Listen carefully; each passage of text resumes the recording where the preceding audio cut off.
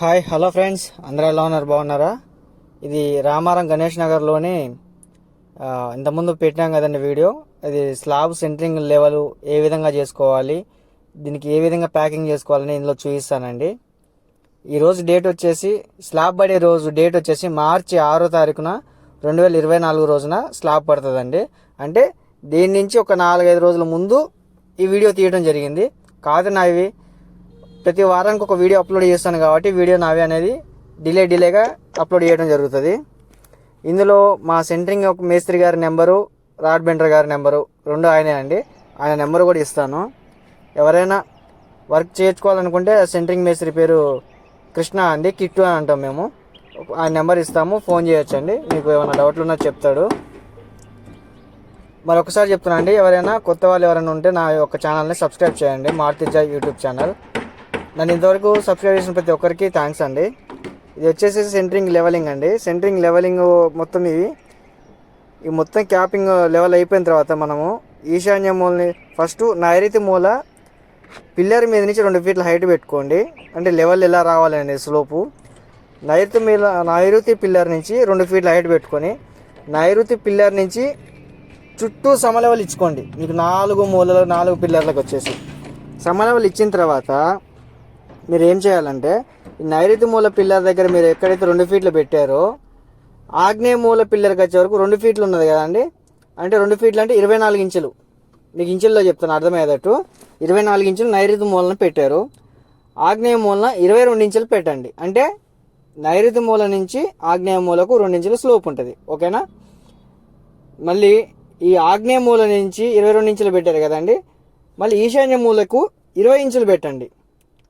20 ఇంచులు పెట్టడం వల్ల ఏంటంటే నైరుతి నుంచి ఈశాన్యానికి 4 ఇంచుల స్లోప్ ఉంటుంది. ఇప్పుడు నేను చూపించే చూడండి, అట్లా లెవెల్ వేసి మొత్తం వచ్చేసింది.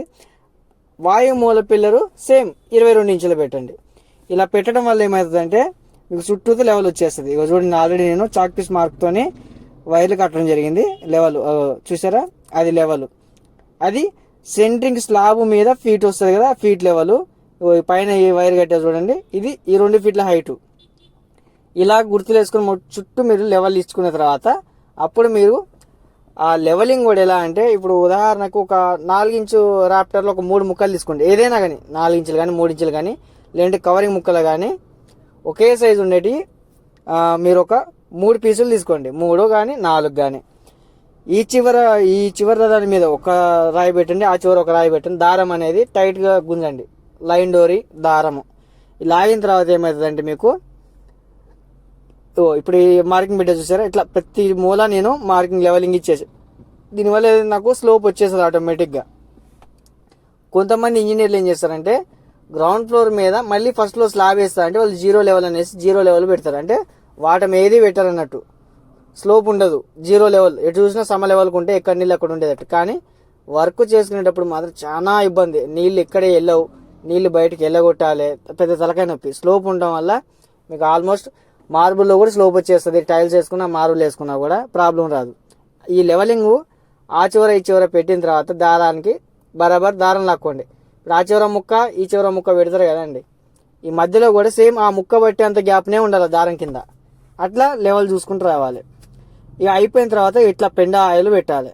ఈ పెండ ఆయిల్ అంటే డైరెక్ట్ పెండ కాదండి, డైరెక్ట్ పెండ పెడితే ఏమవుతుందంటే తెల్లారి మనము పేడ ఏమవుతుంది ఆరిపోయిన తర్వాత గాలుపుకు రాలిపోతుంది. అదే కొంచెం పేడలో సిమెంట్ కలుపుకోండి. సిమెంట్ కలిపించి మీరు పేడ కానీ పెట్టించినడితే మీకు అనేది గట్టిగా ఉంటుంది. మనము స్లాబ్ వేసిన తర్వాత సెంటరింగ్ ఇప్పే వరకు కూడా అది అట్లనే ఉంటుంది. తర్వాత మనం బ్రష్ పెట్టి క్లీన్ చేపిస్తే క్లియర్గా వచ్చేస్తుంది. భీములకు కూడా ఎక్కడైతే చెక్క ఉన్నదో ఆ చెక్క దగ్గర కంపల్సరీ పేడ ఉయ్యాలి. చెక్క లేని కాడ ఇట్లా ఐరన్ ప్లేట్లు ఉన్న కాడ మీరు జనరల్గా ఆయిల్ పెట్టేయచ్చు. ఆయిల్ కూడా ఎలా అంటే ఒక బాటిల్ ఉంటుంది కదా, bottle cap 2 litres bottle 1 litre bottle oil పోసుకోండి. దాని తర్వాత పోసుకొని ఒక మొలతను హోల్ పెట్టండి. మీరు ఎట్లా చెట్లకు ప్రెస్ చేస్తారు చూడండి, ప్రెషర్ వాటర్ నీళ్ళు పల్చగా చల్లినట్టు బోర్డు మీద అట్లా పిండినట్టు చేయండి. అది కూడా ఇందులో ఉంటుంది ఆ వీడియో చూడండి. అది ఒకసారి మా సెంటరింగ్ మేస్త్రులు వాస్తవానికి ఇది వేసేదంతా వేరే వాళ్ళు చేస్తారు. వాళ్ళకి పని అయిపోయింది ఖాళీ ఎందుకు మీకు పైసలు ఇస్తా అంటే చేయాలి. ఈ హోల్ ఉన్నాయి చూసారా, నేను చూపించా కాడ అటువంటి చోట ప్రతి ఒక్క హోల్ అనేది ప్యాక్ చేసుకోవాలి. అట్లా ప్యాక్ చేసుకున్నప్పుడు ఏంటంటే మీకు ₹1 అనేది కింద పోదు. ఇగో చూడండి, ఈయన ఎంకన్నని పెద్ద మేస్త్రి, ఆయన కూడా అసలు ఎంత జాగ్రత్తగా చేస్తారో చూడండి. ఇంకొకరు ఏం చేయాలంటే పేపర్లు, ఈ కార్నర్లలో హోళ్ళు ఉంటాయండి, ఆ హోల్ ఉన్న కాడ పేపర్ కొంచెం తడిపి లోపలికి ప్రెస్ చేసి నెడితే మీకు ఎలాంటి లీకేజ్ అనేది రాదు. భీములకు చెక్కలకు వచ్చే వరకు ఇట్లా సిమెంట్ కలిపింది పేడ ఒక పాత బట్టో స్పాంజో తీసుకొని అట్లా నీట్గా పూసేయాలి. పూయటం వల్ల కూడా మీకు చెక్క అనేది ఊడదీసినట్టు వచ్చేసిద్ది. చూడండి ఆయిల్ ఎలా రుద్దుతున్నారో ఇలా రుద్దుకోవాలండి. జనరల్గా కొన్ని చోట్ల 100% కూడా స్టిక్కర్లు వేయడం జరుగుతుంది. నేను బాటిల్తో ప్రెజర్ అన్నా చూడండి, అలా ప్రెజర్ చేసినప్పుడు ఆయిల్ అనేది తక్కువ పడుతుంది, తెల్లారి జారి పడకుండా మా వర్కర్లు మా మేస్త్రీలు మంచిగా ఉంటుంది. ఇక పోతే స్టిక్కరింగ్, ప్రతి జైంట్కి టేప్ స్టిక్కర్లు వేపిస్తారండి. పెద్ద పెద్ద అపార్ట్మెంట్లో చూడండి, కొన్ని చోట్ల అన్ని చోట్ల స్టిక్కర్ నేను ఎందుకు వేయించలేదంటే, స్టిక్కర్ వేయటం వల్ల మీరు ఏమనుకుంటారంటే ₹1 కింద పోదు అనుకుంటారు. ₹1 ఎక్కడ కూడా ₹1 పోదు.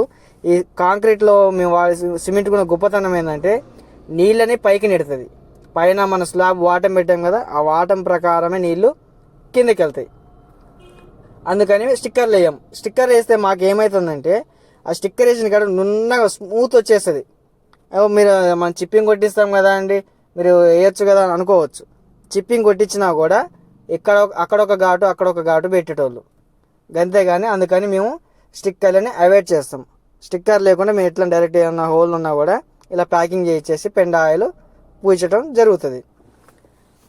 ప్రతి ఒక్క స్లాబ్ కూడా ఇలా జాగ్రత్తలు తీసుకుంటే మీకు ఎలాంటి ప్రాబ్లమ్స్ రావు. మారుతి జాయ్ ఛానల్ని సబ్స్క్రైబ్ చేయండి, లైక్ చేయండి, షేర్ చేయండి. ఇక చూడండి కర్రపట్టీల దగ్గర కానీ ఇట్లా ప్రతి ఒక్క చోట జాగ్రత్తగా చూసుకోండి. మీకు మహా అయితే 1 గంట లేట్ అవుతుంది. నేను ఇంటి యజమానికి కాదండి, చేసే వర్కర్స్కే చెప్తున్నాను. నేను వర్కర్నే, తప్పుగా అనుకోవద్దు. మనం నీట్గా చేస్తే వాళ్ళు హ్యాపీగా ఉంటారు. ఓనర్లు కూడా కష్టం చేసినప్పుడు ఏ మేస్త్రి కూడా డబ్బులు ఎగగొట్టద్దు. చిల్లర వాళ్ళు ఉంటారు కొంతమంది, ఆ చిల్లర కాళ్ళ గురించి చెప్తున్నాను. ఎందుకంటే రీసెంట్గా మొన్న వేరే కాడ పంచాయతీ అయింది, వేరే మా అంకుల్ వాళ్ళది.